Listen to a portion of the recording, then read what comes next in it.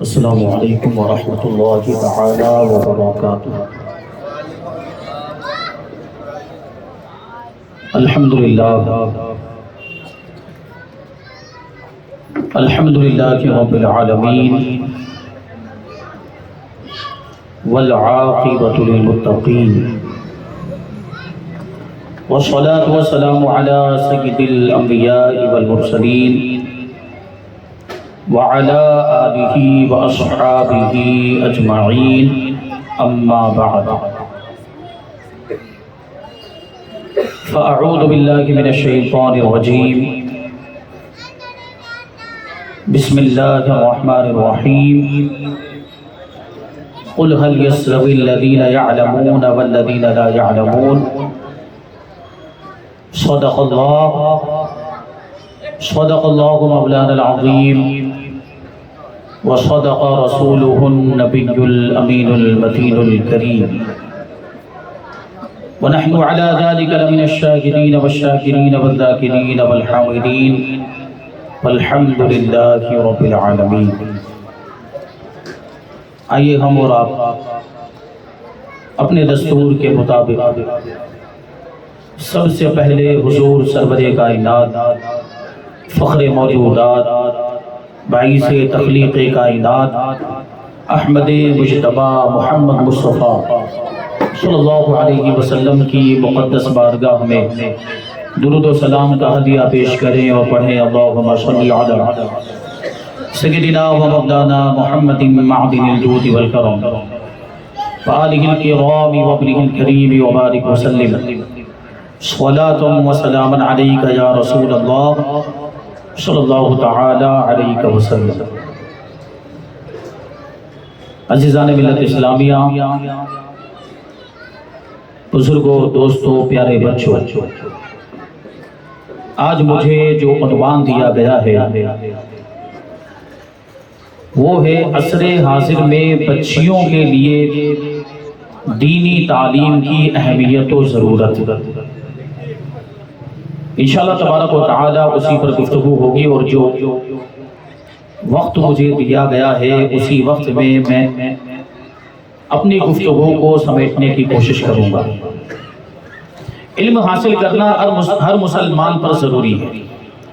اللہ کے رسول صلی اللہ علیہ وسلم ارشاد فرماتے ہیں، طلب العلم فریضۃ علی کل مسلم، علم حاصل کرنا ہر مسلمان مرد و عورت پر فرض ہے، ضروری ہے، لازم ہے۔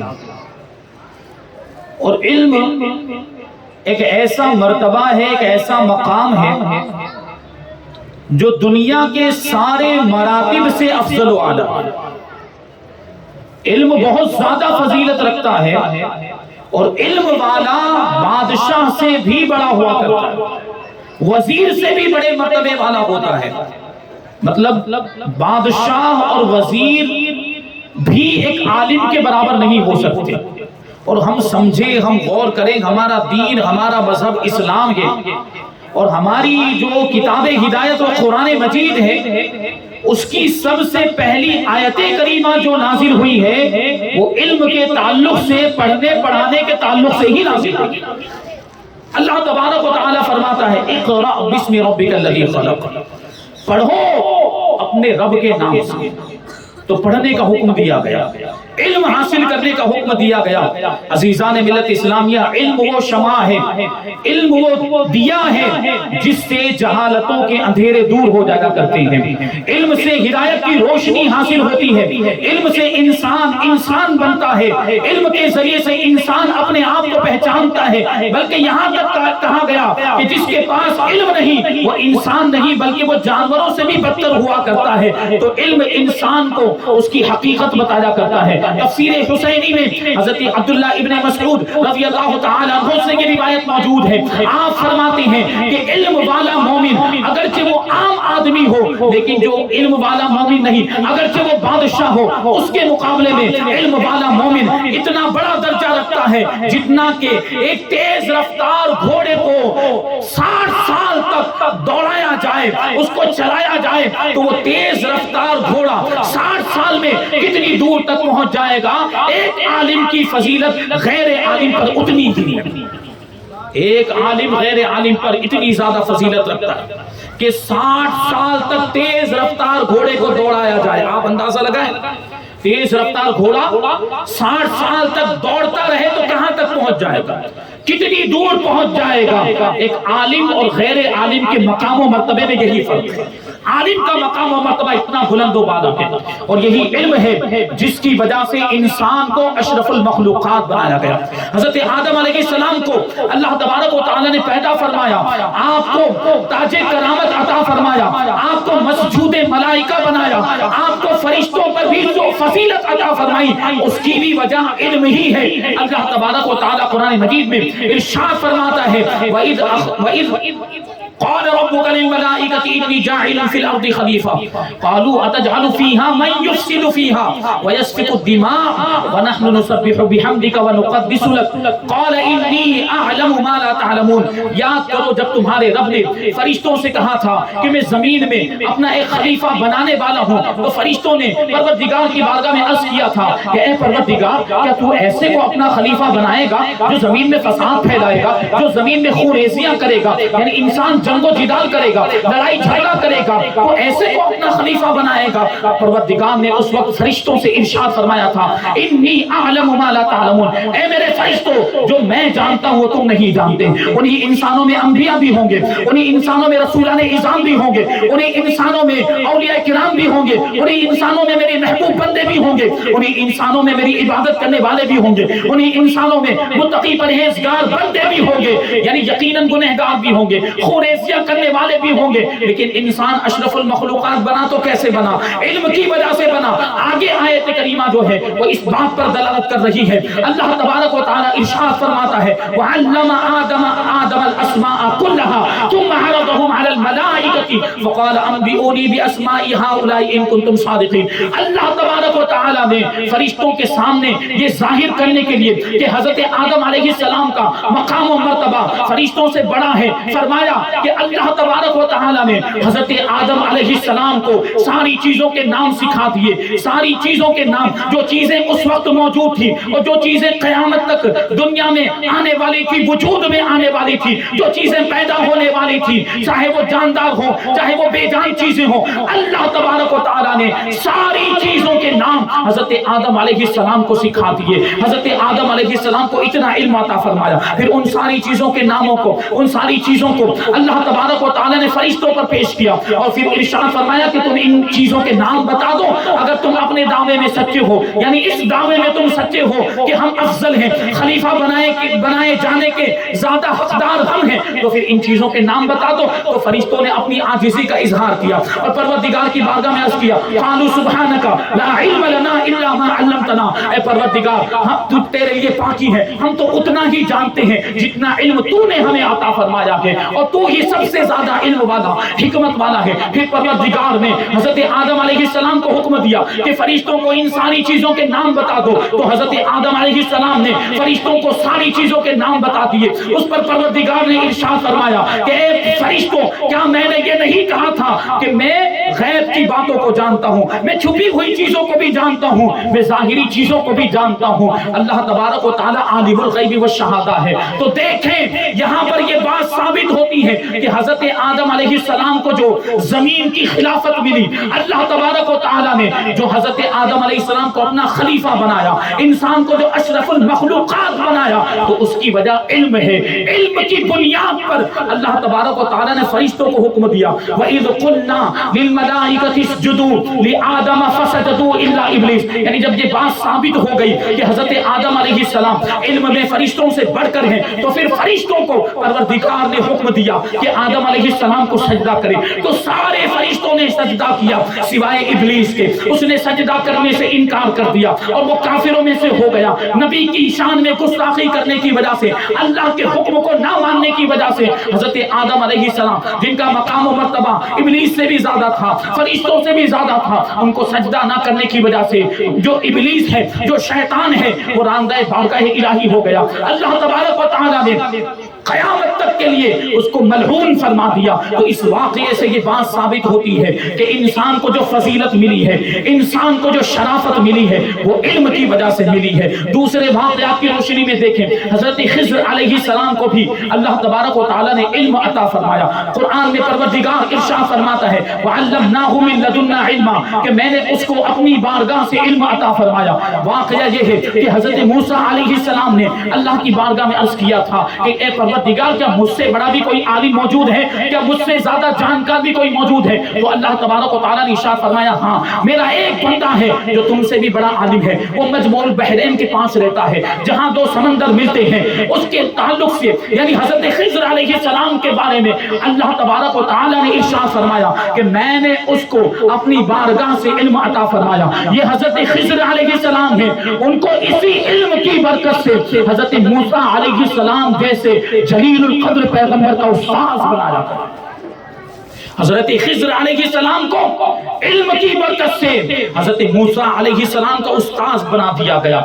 یہ مقام ملا، یہ علم کی برکت سے ملا۔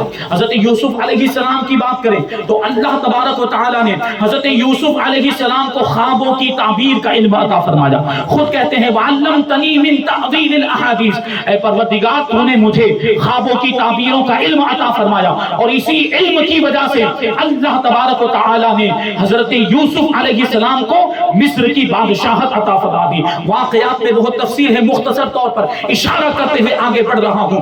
آپ دیکھیں تو حضرت داؤد علیہ السلام کو بھی اللہ تبارک و تعالیٰ نے زرہ بنانے کا اور ہتھیار بنانے کا علم عطا فرمایا۔ اور حضرت داؤد علیہ السلام کی شان یہ تھی، اللہ نے آپ کو یہ معجزہ عطا فرمایا تھا کہ لوہے کو آپ اور دوسری دھاتوں کو آپ اس طرح ان کے ہاتھ میں آنے کے بعد وہ دھاتیں نرم ہو جاتی، لوہا نرم ہو جاتا تھا، اور اس کو جو چاہے وہ آکار دے دیا کرتے، اس سے جو چاہے وہ ہتھیار بنا لیا کرتے تھے، زرہ بنا لیا کرتے تھے، جنگی لباس بنا لیا کرتے تھے۔ یہ علم اللہ تبارک و تعالیٰ نے حضرت داؤد علیہ السلام کو عطا فرمایا۔ قرآن پاک میں ان کے تعلق سے ارشاد فرمایا وَعَلَّمْنَاهُ صَنْعَةَ لَبُوسٍ لَكُمْ، کہ ہم نے داؤد کو زرہ بنانے کا علم عطا فرمایا، صنعت گری کا علم عطا فرمایا، اور اسی علم کی بدولت ان کو سرداری اور بادشاہت عطا فرمائی۔ حضرت سلیمان علیہ السلام کی بات کریں، حضرت سلیمان علیہ السلام کے بارے میں قرآن مجید میں ہے وَعَلَّمْنَاهُ مَنطِقَ الطَّيْرِ، کہ ہم نے اس کو یعنی سلیمان کو جانوروں کی بولیاں بھی سکھا دی۔ حضرت سلیمان علیہ السلام جانوروں کی بولیاں بھی جانتے تھے، اور اسی علم کی بدولت حضرت سلیمان علیہ السلام کو پوری دنیا کی بادشاہت عطا کی گئی، ساری مخلوقات کو آپ کا تابع فرمان کر دیا گیا، اور ملکہ وہ بلقیس جیسی صاحب مال و زر ایک خاتون کو آپ کی بیوی بنا دیا۔ یہ سب علم کی برکت تھی کہ آپ کو پوری دنیا کا بادشاہ بنا دیا۔ حضرت عیسیٰ علیہ السلام کی بات کریں تو یہی علم تھا، اسی علم کے ذریعے سے حضرت عیسیٰ علیہ السلام نے اپنی والدہ ماجدہ حضرت مریم رضی اللہ تعالی عنہا کی برات کا اظہار کیا، جو لوگوں نے آپ پر تہمتیں لگائی تھی، علم کے ذریعے سے، دلائل کے ذریعے سے حضرت عیسیٰ علیہ السلام نے اس تہمت کا رد فرمایا۔ اور قرآن مجید میں حضرت عیسیٰ علیہ السلام کے بارے میں پروردگار فرماتا ہے وَيُعَلِّمُهُ الْكِتَابَ وَالْحِكْمَةَ وَالتَّوْرَاةَ وَالْإِنْجِيلَ، کہ اسے اللہ تبارک و تعالی حکمت سکھاتا ہے، اسے کتاب سکھاتا ہے، اسے توریت اور انجیل سکھاتا ہے۔ یہ تو دوسرے انبیاء کرام کی بات ہے، یہ تو دوسرے انبیاء کرام کے علم کا معاملہ ہے۔ ہم اپنے نبی کے علم کی بات کریں، ہمارے نبی کو پروردگار نے کیسا علم عطا فرمایا، آؤ قرآن سے پوچھتے ہیں تو قرآن مجید میں پروردگار ارشاد فرماتا ہے ہمارے نبی کے تعلق سے وَعَلَّمَكَ مَا لَمْ تَكُنْ تَعْلَمْ وَكَانَ فَضْلُ اللَّهِ عَلَيْكَ عَظِيمًا۔ انبیاء کرام کو مخصوص علم عطا کیے گئے، کسی کو فرشتوں، کسی کو جانوروں کی بولیاں سکھائی گئی، کسی کو صنعت گری کا علم دیا گیا، کسی کو خوابوں کی تعبیر کا علم دیا گیا، لیکن جب ہمارے نبی کو علم عطا فرمانے کی باری آئی تو کوئی مخصوص علم نہیں عطا فرمایا، کوئی محدود علم نہیں عطا فرمایا، بلکہ پروردگار فرماتا ہے اے محبوب، پروردگار نے آپ کے رب نے آپ کو وہ سب کچھ سکھا دیا جو کچھ آپ نہیں جانتے تھے۔ نعرہ تکبیر، نعرہ رسالت، عظمت مصطفیٰ، عظمت مصطفیٰ، جشن صدیق اکبر مفتی سلیم مصباحی صاحب قبلہ، نعرہ رسالت۔ تو یہ نبی پاک صلی اللہ علیہ وسلم کے علم کا معاملہ ہے، اس میں ماں جو ہے وہ عامہ ہے۔ اس کا مطلب کیا ہوا کہ جو کچھ بھی نبی پاک صلی اللہ علیہ وسلم نہیں جانتے تھے ان ساری چیزوں کا علم اللہ تبارک و تعالیٰ نے ہمارے آقا کو عطا فرما دیا، اور جو کچھ میں تو سب کچھ آ گیا۔ اس کا مطلب یہ ہوا کہ اللہ تبارک و تعالیٰ نے ہمارے آقا کو ساری چیزوں کا علم عطا فرما دیا۔ اور پھر غور کرنے کی ضرورت ہے کہ حضرت آدم علیہ السلام کو ساری چیزوں کے نام بتا دیے گئے تھے، ساری چیزوں کی تفصیلات بتا دی گئی تھی، ساری چیزوں کا طریقہ استعمال اور ساری چیزوں کے فائدے اور نقصانات بتا دیے گئے تھے۔ حضرت آدم علیہ السلام دنیا میں آنے کے اعتبار سے تو پہلے ہیں، لیکن فضیلت کے اعتبار سے ہمارے نبی حضور رحمت عالم صلی اللہ علیہ وسلم پہلے ہیں۔ حضور پاک صلی اللہ علیہ وسلم تو سارے انبیاء کرام کے سردار ہیں، سارے رسولان اعظام کے سردار ہیں۔ حضور پاک صلی اللہ علیہ وسلم حقیقت میں حضرت آدم علیہ السلام سے بھی زیادہ فضیلت رکھتے ہیں۔ جب حضرت آدم علیہ السلام کے علم کا یہ عالم ہے تو ہمارے نبی کے علم کا عالم کیا ہوگا؟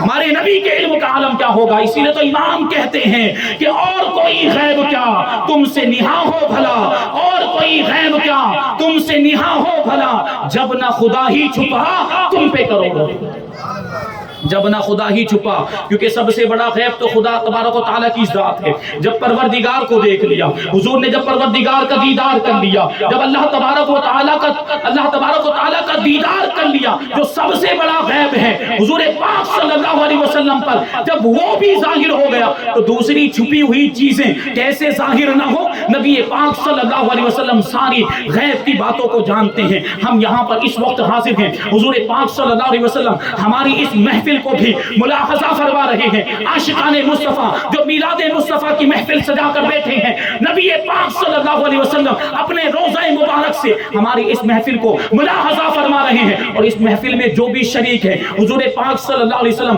ان سے خوش بھی ہو رہے ہیں، کیونکہ حضور کی یاد منائی جا رہی ہے، حضور کا ذکر کیا جا رہا ہے، حضور کی تعریف کی جا رہی ہے، حضور کی مدح سرائی کی جا رہی ہے۔ تو اگر آپ حضرات بھی چاہتے ہیں جو ادھر ادھر کھڑے ہیں ان سے میں عرض کرنا چاہوں گا کہ آپ حضرات اگر چاہتے ہیں کہ حضور کی نظر رحمت آپ پر بھی پڑ جائے تو آپ بھی مجلس میں آ کر بیٹھ جائیں، آپ بھی جلسہ گاہ میں آ کر بیٹھ جائیں اور اس محفل میں شامل ہو جائیں، تاکہ آپ پر بھی اللہ تبارک و تعالیٰ کی رحمتوں کی بارشیں ہونے لگیں۔ اگر آپ اللہ کی رحمت کی بارش کے حقدار ہونا چاہتے ہیں تو محفل میں آ جائیں۔ یہ محفل بڑی برکت والی محفل ہے، حضور پاک صلی اللہ علیہ وسلم کی محفل، حضور کے ذکر کی محفل ہے، اور یہ حضور پاک صلی اللہ علیہ وسلم کے پیارے خلیفہ حضور پاک صلی اللہ علیہ وسلم کے یار غار عاشق اکبر سیدنا صدیق اکبر رضی اللہ تعالیٰ عنہ کی طرف بھی منسوب ہے۔ تو محفل میں آئیں، اللہ تبارک و تعالیٰ بھی آپ سے راضی ہو جائے گا اور حضور بھی راضی ہو جائے گا۔ تو یہ علم کی بات ہے، یہ علم کی وجہ سے مقام و مرتبے ملا کرتے ہیں۔ اللہ تبارک و تعالیٰ یہ علم کو وسیلہ بناتا ہے فضیلتوں کو حاصل کرنے کے لیے۔ اگر کوئی اونچا مرتبہ حاصل کرنا چاہتا ہے، اگر کوئی درجات عالیہ حاصل کرنا چاہتا ہے تو اسے علم حاصل کرنا چاہتا ہے، کہ علم کے ذریعے ہی مراتب ملا کرتے ہیں، علم کے ذریعے ہی مقامات ملا کرتے ہیں۔ در مختار کے اندر یہ بات لکھی، فرماتے ہیں العلم وسیلۃ الی کل فضیلہ، کہ علم ہر فضیلت کا وسیلہ ہے، علم ہر فضیلت کو حاصل کرنے کا ذریعہ ہے۔ اور انسان تو انسان، یعنی یہ بات تو ہے کہ انسان اگر علم حاصل کرے گا تو اس کا مقام و مرتبہ اونچا ہو جائے گا، انسان اگر علم حاصل کرے تو اس کا مقام و مرتبہ بلند و بالا ہو جائے۔ انسان کی تو یہ بات ہے، لیکن ہم جانوروں کو دیکھیں، اور جانوروں میں بھی ایسا جانور جو انتہائی ذلیل سمجھا جاتا ہے، وہ جانور سامنے نظر آئے آپ اس کو ہانک دیتے ہیں، آپ اس کو بھگا دیتے ہیں۔ کتے کی بات کر رہا ہوں، کتا کتنا ذلیل جانور ہے، کتے کی کوئی عزت ہے، کتے کا کوئی مقام و مرتبہ، لیکن یہی کتا جب اس کو بھی علم دے دیا جائے، جب اس کو بھی تعلیم سے آراستہ کر دیا جائے، جب اس کتے کو بھی سدھا دیا جائے، جب اس کتے کو بھی شکار کرنا سکھا دیا جائے، تو اب اس کتے کا مقام و مرتبہ کتنا بلند و بالا ہو جاتا ہے کہ بسم اللہ پڑھ کے اب اس کتے کو چھوڑا جائے، جس کو شکار کرنا سکھا دیا گیا، اب یہ کتا جائے اور کتا جانے کے بعد شکار کرے، ہرن کو پکڑ لے، بکری کو پکڑ لے اور اس میں سے کچھ بھی نہ کھائے۔ تو اب یہ دیکھیں تعلیم کی یہ برکت ہے، علم کی برکت، کہ وہ کتا جو ذلیل جانور سمجھا جاتا ہے جب اس کو تعلیم دے دی گئی، جب اس کو سکھا دیا گیا، جب اس کو شکار کرنے کی تربیت دے دی گئی، تب اس کا مقام و مرتبہ اتنا بلند و بالا ہو گیا کہ اس کا شکار کیا ہوا جانور حلال ہو گیا، اس کا شکار کیا ہوا جانور حلال ہو گیا۔ تو سوچیں کہ جب ایک کتے کے پاس علم آ جائے تو اس کا شکار کیا ہوا ذبیحہ حلال ہو جاتا ہے، اس کا شکار کیا ہوا جانور حلال ہو جاتا ہے۔ اگر انسان علم حاصل کرے تو اس کا مقام و مرتبہ کتنا بلند ہو جائے گا۔ علم حاصل کرنے کی ضرورت ہے، علم حاصل کرنے کی ضرورت ہے، اس طرف توجہ دیں، علم حاصل کرنے کی طرف توجہ دیں، بڑے بھی چھوٹے بھی بچے بھی سب۔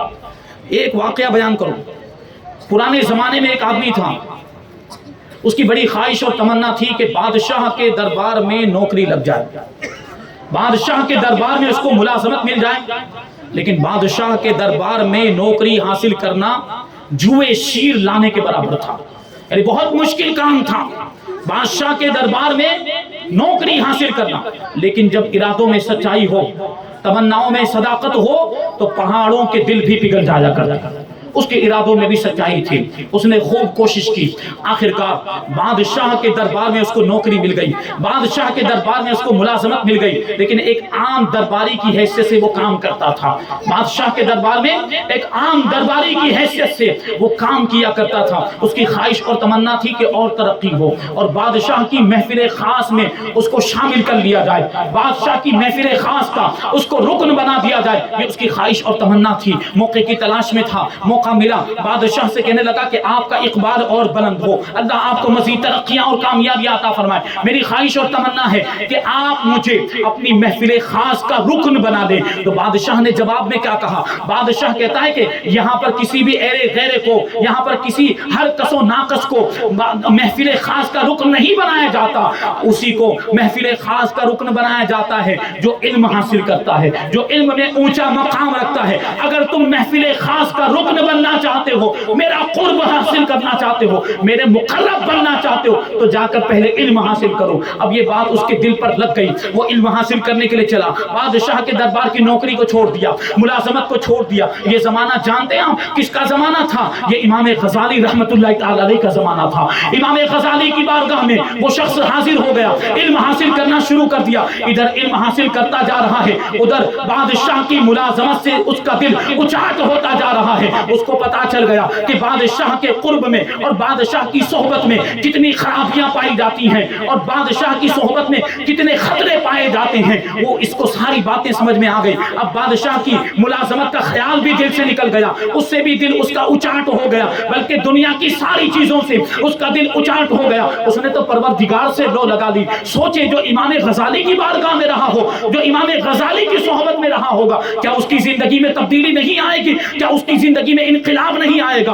اس کی دل کی دنیا تبدیل ہو گئی۔ اب اس نے بادشاہ کی ملازمت کا خیال چھوڑ دیا، اب اللہ کی عبادت میں مشغول ہو گیا، اللہ کی بارگاہ میں اللہ کے ذکر و فکر میں مشغول اور مصروف ہو گیا۔ زمانہ گزرا، لیل و نہار گزرتے رہے، بادشاہ کو اس شخص کا خیال آیا کہ وہ شخص میری محفل خاص کا رکن بننا چاہتا تھا، پتہ نہیں کہاں گیا۔ اس نے علم حاصل کیا بھی کہ نہیں کیا؟ معلوم کیا تو پتہ چلا کہ امام غزالی کی بارگاہ میں پہنچ گیا ہے اور علم میں بڑا مقام حاصل کر لیا، اس کی بڑی شہرت بھی ہو گئی۔ بادشاہ نے اس کو اپنے دربار میں بلوایا اور بادشاہ نے بلانے کے بعد کہا کہ اب مزید اور علم حاصل کرنے کی ضرورت نہیں، اب تم نے اتنا علم حاصل کر لیا ہے کہ میری محفل خاص کے رکن بننے کے تم حقدار ہو گئے ہو اور اس لائق ہو گئے ہو کہ تمہیں میں اپنا قریبی بنا لوں، تو آؤ میری محفل خاص کے رکن بن جاؤ، میرے قریبی بن جاؤ، میرے مقرب بن جاؤ۔ لیکن دیکھیں اس وقت اب وہ نوجوان کیا جواب دیتا ہے، وہ شخص کیا جواب دیتا ہے؟ وہ بادشاہ سے کہتا ہے کہ بادشاہ سلامت، ہمیشہ وقت ایک جیسا نہیں رہتا،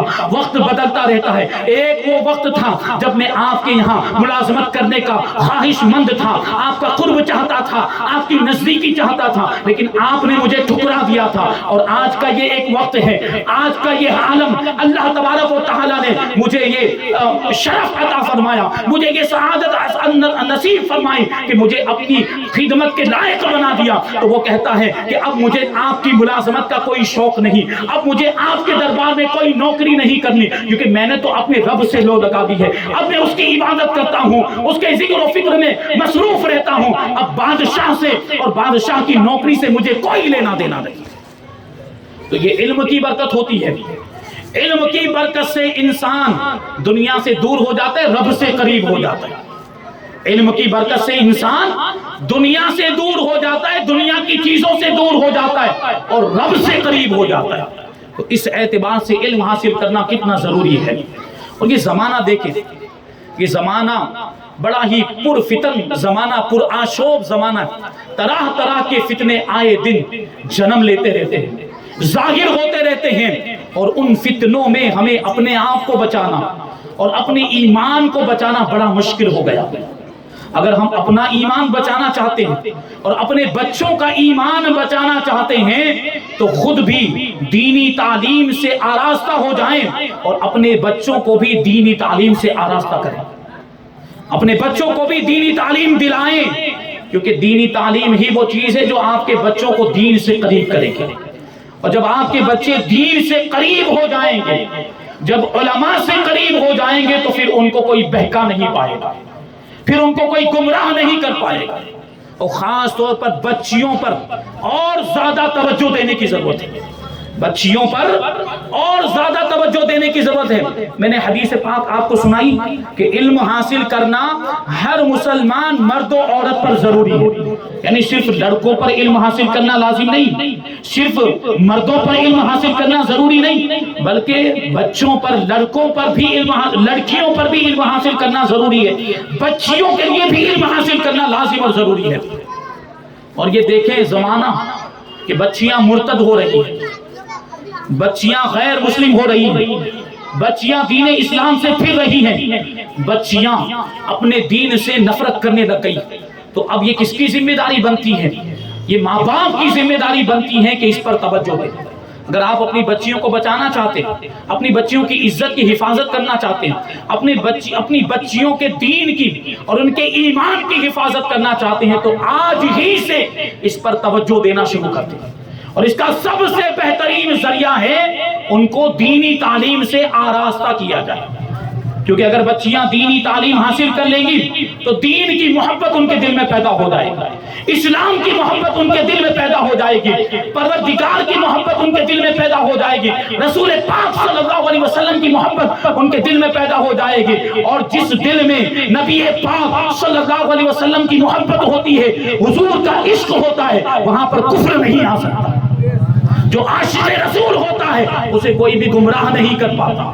تو اپنے بچوں کو عاشق رسول بنائیں، ان کے دل میں حضور پاک صلی اللہ علیہ وسلم کی محبت کی شمع روشن کرے، تو آپ کے بچوں کا ایمان محفوظ ہو جائے گا. اور یہ کیسے ہوگا؟ مدرسوں میں بھیجنے کے ذریعے. یہ مدرسے علماء کرام نے کھولے، کیوں کھولے؟ تاکہ آپ اپنے بچوں کو وہاں پر بھیجیں اور ان کو دینی تعلیم سے آراستہ کریں. آج دیکھیے بچوں کے قدم بہک رہے ہیں، غلط راستے پر جا رہے ہیں ہمارے بچے.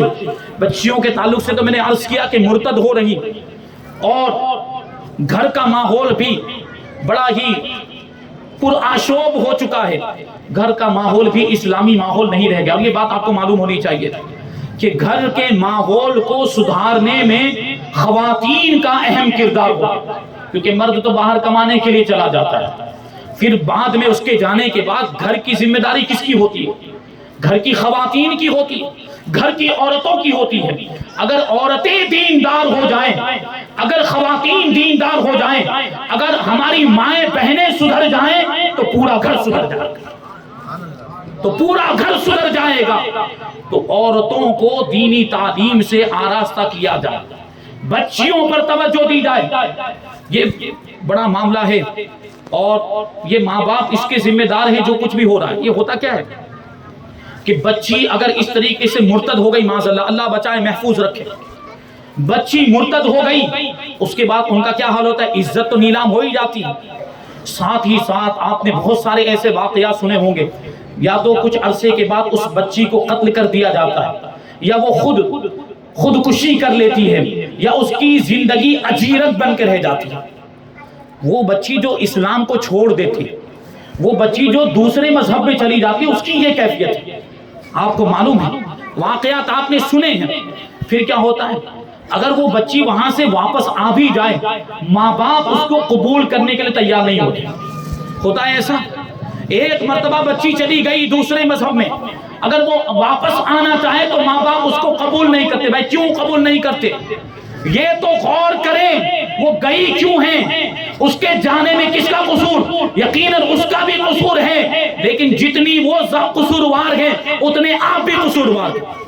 آپ نے اگر صحیح انداز میں اس کی تربیت کی ہوتی، اسلام کی روشنی میں اس کی پرورش کی ہوتی، تو کبھی بھی وہ اپنے مذہب کو نہ چھوڑتی، کبھی بھی وہ مرتد نہ ہوتی، کبھی بھی دوسرے مذہب کو نہ اپناتی. تو جتنی وہ قصوروار ہے، جتنی وہ ذمہ دار ہے، اتنے ہی آپ بھی ذمہ دار ہیں، اتنے ہی آپ بھی قصوروار ہیں. واپس آ رہی تو اچھی بات ہے، اس کو واپس لیا جائے، کلمہ پڑھایا جائے، تجدید ایمان کرایا جائے، پھر سے قبول کر لیا جائے، مسلمان بنایا جائے، اس کی ضرورت ہے. تو قبول کرتے نہیں ہیں کہ ایک بار چلی گئی ہماری عزت نیلام کر دی. بھائی عزت کو نیلام کیا کس کی وجہ سے ہوا؟ آپ نے اگر صحیح انداز میں اس کی تربیت کی ہوتی اور دینی تعلیم اس کو دی ہوتی، مذہب کی محبت اس کے دل میں ڈالی ہوتی، اسلام کی محبت اس کے دل میں ڈالی ہوتی، رسول پاک کا عشق اس کے دل میں پیدا کیا ہوتا، تو وہ کبھی بھی دین اسلام سے نہیں پھرتی، غیروں کے پاس نہ جاتی. یہ بات اس کو ذہن میں رکھنے کی ضرورت اور اس پر توجہ دینے کی ضرورت ہے. جو آج ارتداد کے معاملات اور ارتداد کے اتنے واقعات ہمارے سامنے آ رہے ہیں، اور یہ بات تو ارتداد، یہ غیروں سے تو ہم کیا شکوہ کریں، ہم اپنے نوجوانوں کی بات کریں. اگر ہم اپنے نوجوانوں کی بات کریں، مسلمان نوجوانوں کی بات کریں، تو ان کا حال بھی کچھ دیگر گو نہیں، ان کا حال بھی کچھ مختلف نہیں ہے. وہ بھی اس گناہ میں ملوث نظر آتے ہیں. یہ بوائے فرینڈ گرل فرینڈ کا جو رواج چلا ہے، بوائے فرینڈ اور گرل فرینڈ کا جو رواج چلا ہے، میں معاف کیجئے گا اگر میرے الفاظ اگر سخت ہو جائیں تو، لیکن اصلاح کرنا یہ علماء کرام کی ذمہ داری ہوتی. امر بالمعروف اور نہی عن المنکر یہ علماء کرام کا دینی اور منصبی فریضہ ہوتا ہے. علماء کرام بولتے ہیں اس ذمہ داری کی وجہ سے. علماء کرام اگر بولنا بند کر دے تو قیامت آ جائے. علماء کرام اگر اصلاح کرنا بند کر دیں تو قیامت آ جائے، دنیا ختم ہو جائے. یہ علماء کرام کی برکتیں ہیں کہ دنیا قائم ہے. یہ علماء کرام کی برکت ہے کہ آپ چلتے پھرتے ہیں، زندگی گزار رہے ہیں اور زندگی کے مزے لوٹ رہے ہیں. تو یہ بوائے فرینڈ گرل فرینڈ کے جو معاملات ہیں، میں آپ کو بتاؤں کہ ایک عورت وہ ہوتی ہے جو فاحشہ ہوتی، ایک جسم فروش عورت ہوتی. اس کا معاملہ کیا ہوتا ہے؟ پیسے لے کر اپنا جسم بیچتی. اس کو ایک لفظ کہا جاتا ہے، میں نہیں بولوں گا، آپ جانتے کس کی بات چل رہی ہے. وہ پیسے لے کر اپنا جسم بیچتی ہے.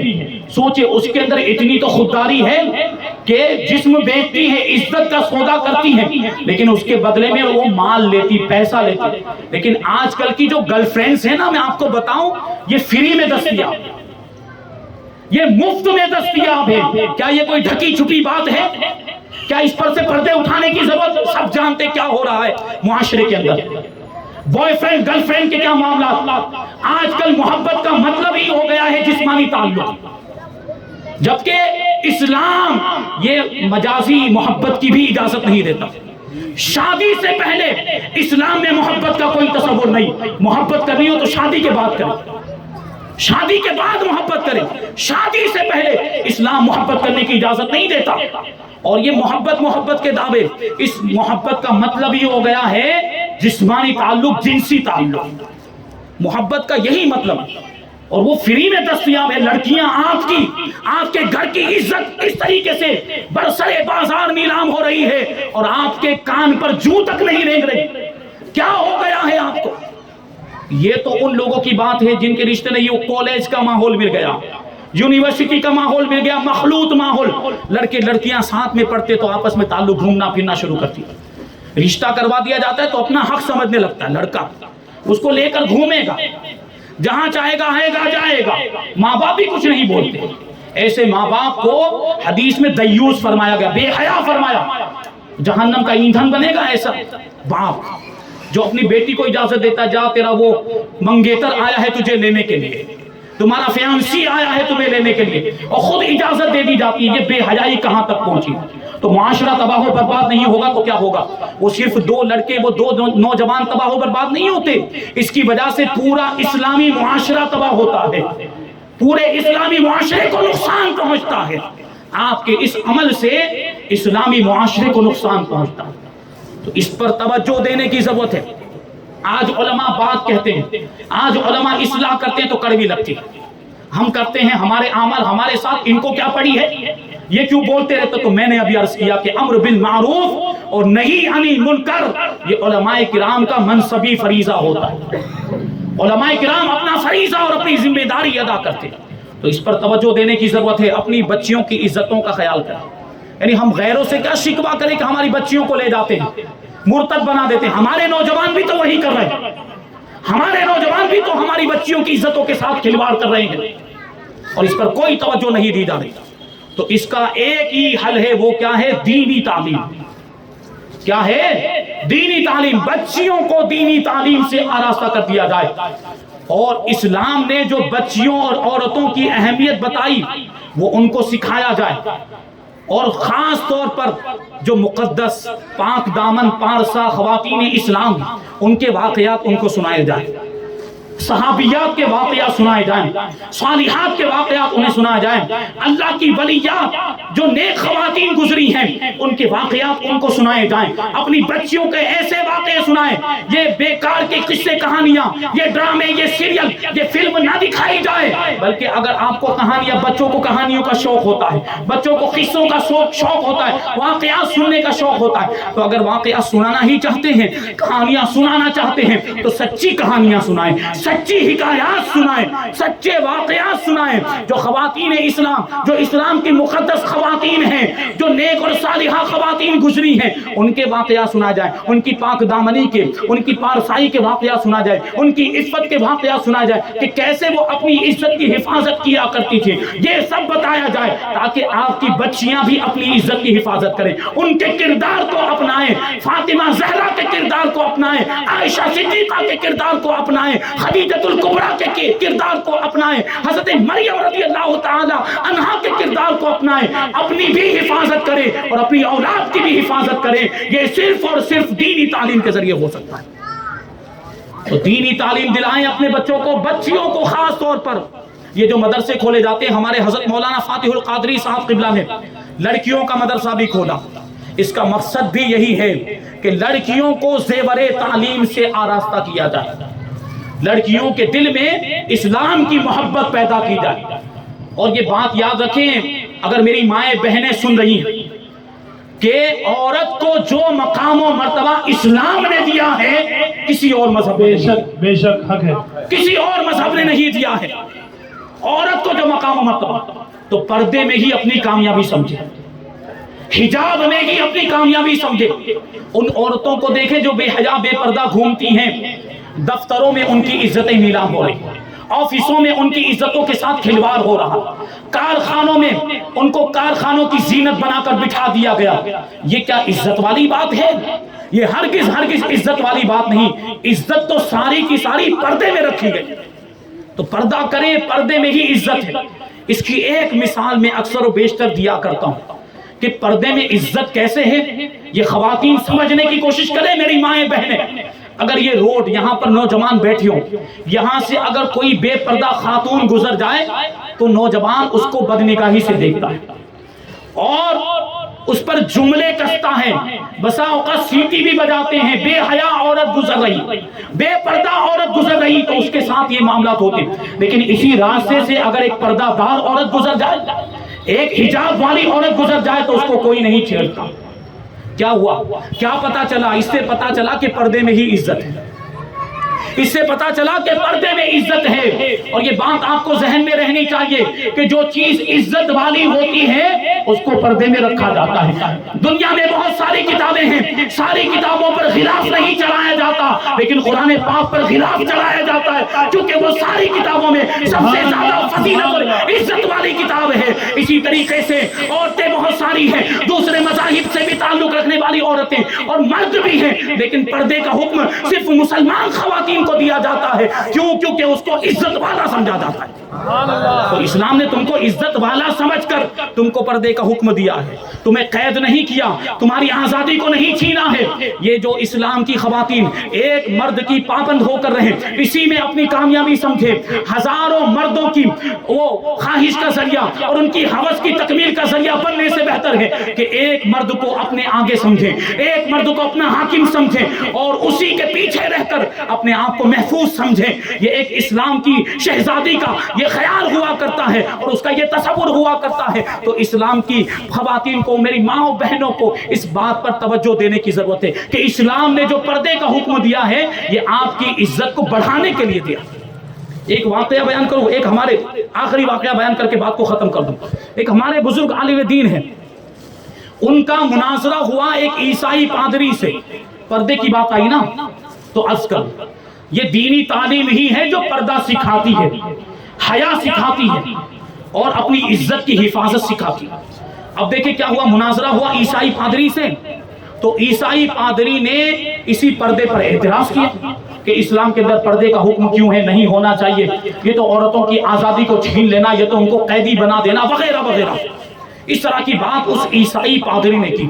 تو ہمارے جو بزرگ عالم دین تھے انہوں نے کہا کہ دلائل کی روشنی میں جواب بعد میں دوں گا، پہلے تم میرے سوال کا جواب دو، میرے سوال کا جواب دو تو بات آگے بڑھے۔ اس نے کہا کیا سوال ہے؟ عالم دین کہتے ہیں کہ یہ جو تمہارا چرچ ہے، چرچ جانتے ہیں نا آپ لوگ، عیسائیوں کا عبادت خانہ، یہ جو تمہارا چرچ ہے اس میں جو خواتین رہتی ہیں ان کو پورا لباس کیوں پہنایا جاتا ہے؟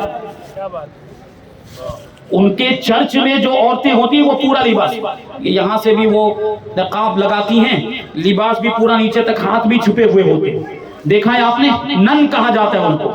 جو خواتین، جو عورتیں چرچ میں رہتی ہیں عیسائیوں کے عبادت خانے میں، ان کو نن کہا جاتا ہے، ان کو پورا لباس پہنایا جاتا ہے۔ تو یہ سوال پوچھا بزرگ عالم دین نے کہ یہ جو چرچ میں جو خواتین رہتی ہیں ان کو تم پورا لباس کیوں پہناتے ہو؟ تو وہ جواب دیتا ہے چونکہ ہم ان کو عزت والا سمجھتے ہیں اس لیے ان کو پورا لباس پہناتے ہیں۔ ہم ان خواتین کو جو چرچ میں رہتی ہیں ان کو ہم عزت والا سمجھتے ہیں اس لیے پورا لباس پہناتے ہیں۔ تو بزرگ عالم دین نے کہا مناظرہ ختم ہو گیا اور ہم جیت گئے۔ تو کہتے کیسے جیت گئے، کیسے مناظرہ ختم ہو گیا؟ بزرگ عالم دین جواب دیتے ہیں فرق اتنا ہی ہے تمہارے اور ہمارے درمیان کہ تم صرف ان چند گنتی کی عورتوں کو عزت دینا چاہتے ہو اور ہم پوری کائنات کی ساری عورتوں کو عزت دینا چاہتے ہیں۔ یہ فرق ہے اسلام میں اور دوسرے مذاہب میں۔ ایسا مذہب ہمیں ملا، سب سے بہترین مذہب، سب سے بہترین دین، اللہ کا پسندیدہ مذہب اللہ نے ہمیں عطا فرمایا، تو ہمیں اس کی قدر کرنی چاہیے، ہمیں اس پر عمل کرنا چاہیے، اسلام پر، شریعت پر ہمیں عمل کرنا چاہیے۔ ہم عمل نہیں کریں گے تو کیا وہ چوٹی والا عمل کرے گا؟ ہم عمل نہیں کریں گے تو کیا عیسائی عمل کرے گا؟ ہم اپنے اسلام پر عمل نہیں کریں گے تو کیا یہودی آ کر عمل کرے گا؟ ہمیں ہی کرنا، یہ ہمارا دین ہے، ہمارا مذہب ہے۔ خود بھی عمل کریں، اپنے بچوں سے بھی عمل کروائیں اور بچوں کو دینی تعلیم ضرور دلوائیں۔